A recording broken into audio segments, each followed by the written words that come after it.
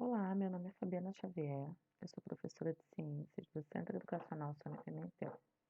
E esse vídeo hoje está sendo destinado ao 8º ano.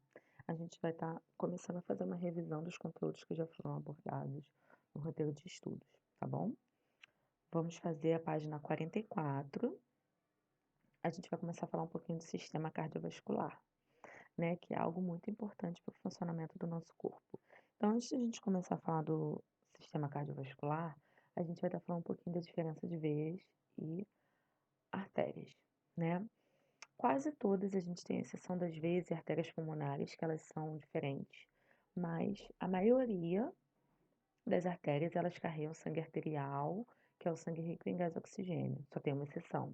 Assim como as veias, a maioria carrega sangue venoso, que é rico em gás carbônico, né? Também tem uma exceção. Então, a gente não pode falar que são todas, a gente pode falar que é a maioria, tá? Então, assim, as veias, elas são mais resistentes, elas são mais grossas, né? Então, ela aguenta uma pressão maior, né? Porque ela está retornando o sangue dos demais órgãos do corpo, ela está retornando para poder estar recebendo oxigênio.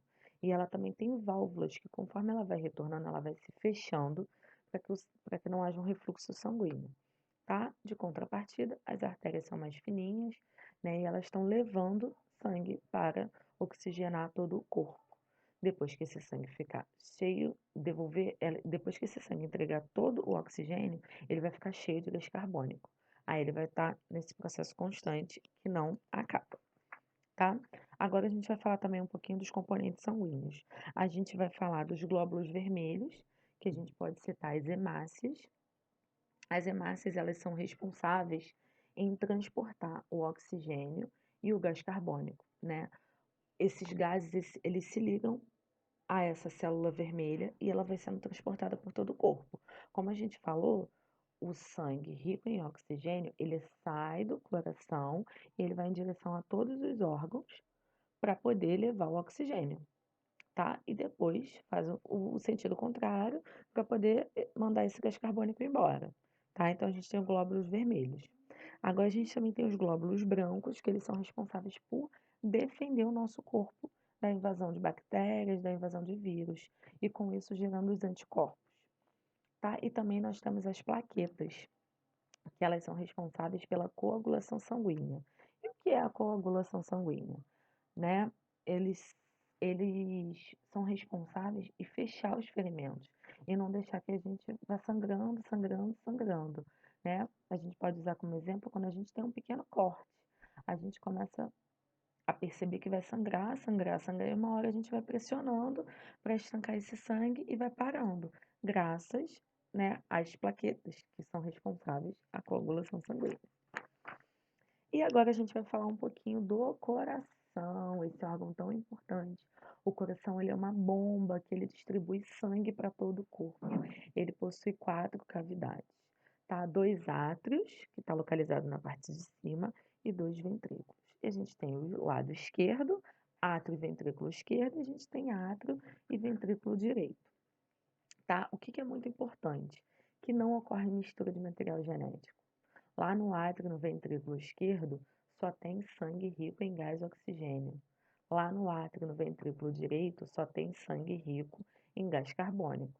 Esse sangue que está cheio de oxigênio, a gente já falou que ele é direcionado aos órgãos do corpo para oxigená-los.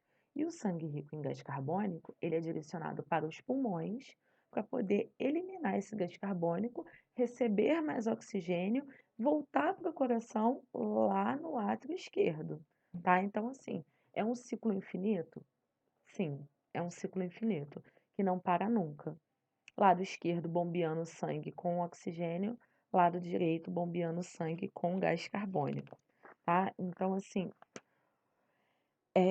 o nosso coração, quando há algo que impeça o fluxo desse sangue e não chega oxigênio para os órgãos, né, vai haver algo de errado no funcionamento do nosso corpo. Por exemplo, se o nosso cérebro ficar sem oxigênio, pode ocorrer a morte cerebral de uma pessoa porque o cérebro não tem mais atividade, né? Ou outras partes do nosso corpo também que não chegam sangue, pode dar uma necrose, aquele tecido pode estar morto. Então, isso aí são exemplos que vai variar de caso para caso, tá bom? Isso foi uma revisão. Eu espero que vocês tenham gostado. Caso haja alguma dúvida, só sinalizar que a gente vai trocando, que a gente vai tirando e esclarecendo, tá bom? Tchau, tchau.